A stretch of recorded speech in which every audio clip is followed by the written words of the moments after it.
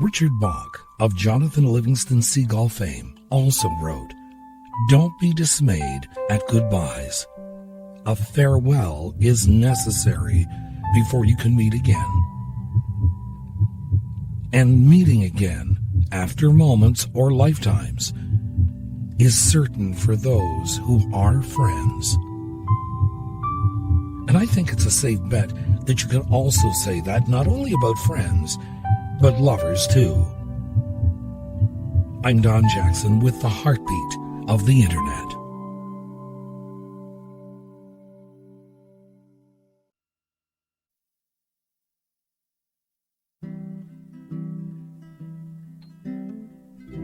A woman came out of her house and saw 3 old men with long white beards sitting in her front yard. She did not recognize them. She said, "I don't think I know you, but you must be hungry. Please come in and have something to eat." "Is the man of the house home?" they asked. "No," she said, "he's out." "Then we cannot come in," they replied. In the evening, when her husband came home, she told him what had happened. "Go tell them I am home and invite them in." The woman went out and invited the men in. "We do not go into a house together," they replied. "Why is that?" she wanted to know. One of the old men explained. "His name is Wealth," he said, pointing to one of his friends, and said, pointing to another one, "He is Success, and I am Love." Then he added, "Now go in and discuss with your husband which one of us you want in your home." The woman went in and told her husband what was said. Her husband was overjoyed. "How nice," he said. "Since that is the case, let us invite Wealth. Let him come in and fill our home with wealth." His wife disagreed. "My dear, why don't we invite Success?" The daughter-in-law was listening from the other corner of the house. She jumped in with her own suggestion. "Would it not be better to invite Love? Our home will then be filled with love." "Let us heed our daughter-in-law's advice," said the husband to his wife. "Go out and invite Love to be our guest." The woman went out and asked the 3 old men, "Which one of you is Love? Please come in and be our guest." Love got up and started walking toward the house. The other 2 also got up and followed him. Surprised, the lady asked Wealth and Success, "I only invited Love. Why are you coming in?" The old men replied together, "If you had invited Wealth or Success, the other 2 of us would have stayed out. But since you invited Love, wherever he goes, we go with him. Wherever there is love, there is also wealth and success."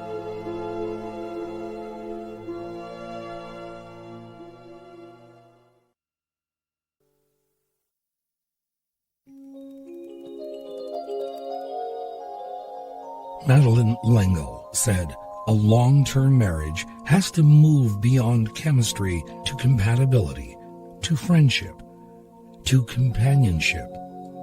It is certainly not that passion disappears, but that it is conjoined with other ways of love."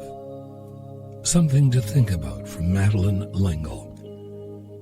In the results of a survey published in a past issue of Glamour was this about friends and lovers. American women cited friendship as a more important love type than American men. And I have a tendency to agree, because at some point the bright flame of love's beginnings will begin to fade, and you will need something to fall back on. That should be friendship. Voltaire, in a letter to Madame Denis, said, "Sensual pleasure passes and vanishes in the twinkling of an eye. But the friendship between us, the mutual confidence, the delights of the heart, the enchantment of the soul, These things do not perish and never can be destroyed. I shall love you until I die.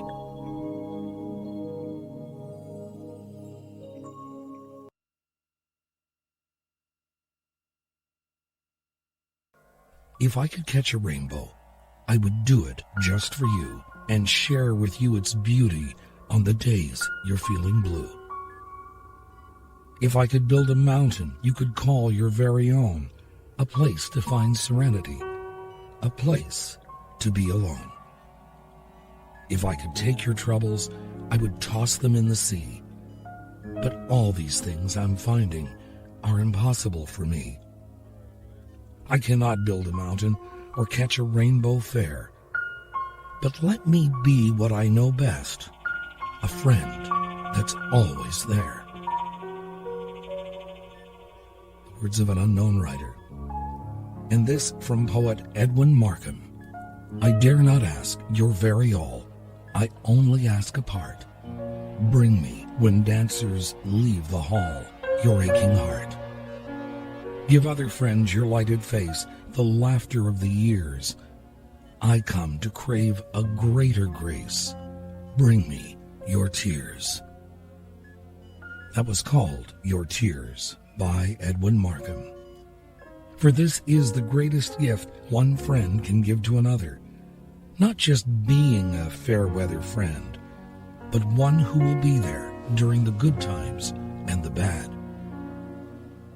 That anonymous poem at the beginning always reminds me of an angel who helped cement a friendship. An angel was sent down from heaven one day to visit a child who had nothing to say. Now this young child was poor. Great wealth she did lack, but she was always happy in spite of the fact. Until one day it happened her best friend went away, and it left her heartbroken with nothing to say. Now the task of the angel was a great one indeed, to give hope to a heart that was so much in need. And though great riches and power were at the angel's command, he sent a lost puppy, and the healing began. The girl cheered the puppy as he chased down a stick, and she started to giggle as her face he would lick. Then, without warning, the girl whose heart broke found some reason for saying these words that she spoke. I love you, little puppy. I hope you will stay. We will always be friends, and together we'll play. Now the little girl was happy, though she still remained poor, for she had a new friend, someone to care for. You see, riches and power are fine things indeed, but for a broken heart, that is not what you need. The angel was wise, for he knew in the end how to mend a broken heart with the touch of a friend.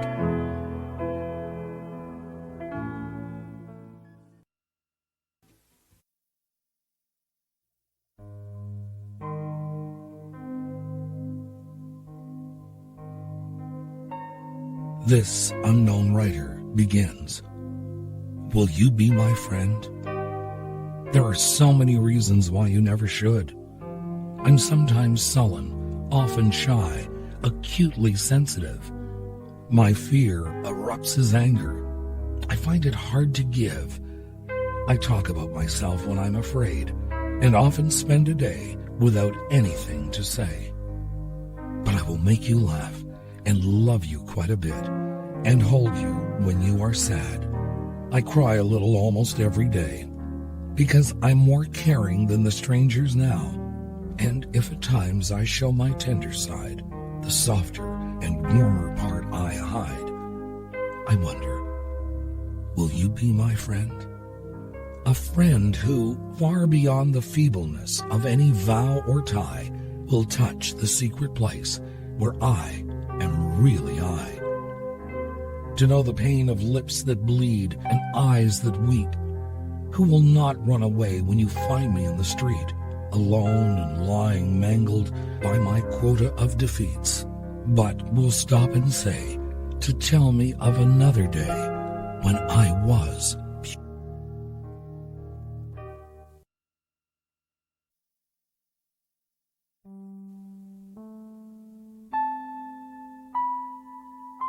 And now, more of Will You Be My Friend?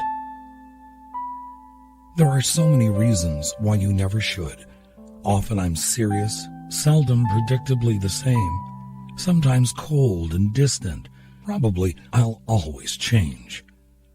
I bluster and brag, seek attention like a child. I brood and pout, and my anger can be wild. But I will make you laugh and love you quite a bit, and be near when you are afraid. I shake a little almost every day, because I'm more frightened than the strangers ever know. And if at times I show my trembling side, the anxious, fearful part I hide, I wonder, will you be my friend? A friend who, when I fear your closeness, feels me push away and stubbornly will stay to share what's left of such a day. Who, when no one knows my name or calls me on the phone, when there's no concern for me, what I have or haven't done. And those I've helped and counted on have oh so deftly run. Who then, who when there's nothing left but me, stripped of charm and subtlety, will nonetheless remain. Will you be my friend? For no reason that I know, except that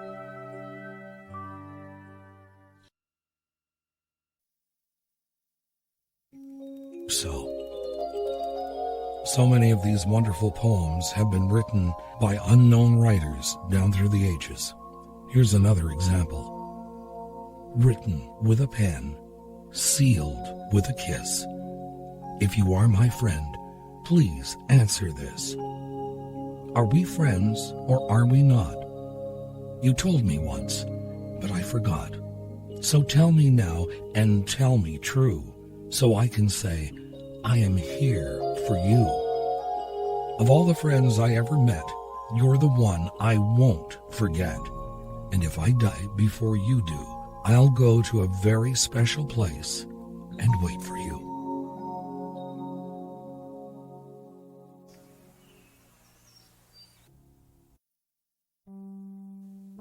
To conclude, it was Yeats who wrote, when you are old and gray and full of sleep and nodding by the fire, take down this book and slowly read and dream of the soft look your eyes had once and of their shadows deep. How many loved your moments of glad grace and loved your beauty with love false or true? But one man loved the pilgrim soul in you and loved the sorrows of your changing face. And bending down beside the glowing bars, murmur a little sadly how love fled and paced upon the mountains overhead and hid his face amid a crowd of stars. Have a great day and a good night filled with many sweet dreams. I'm Don Jackson.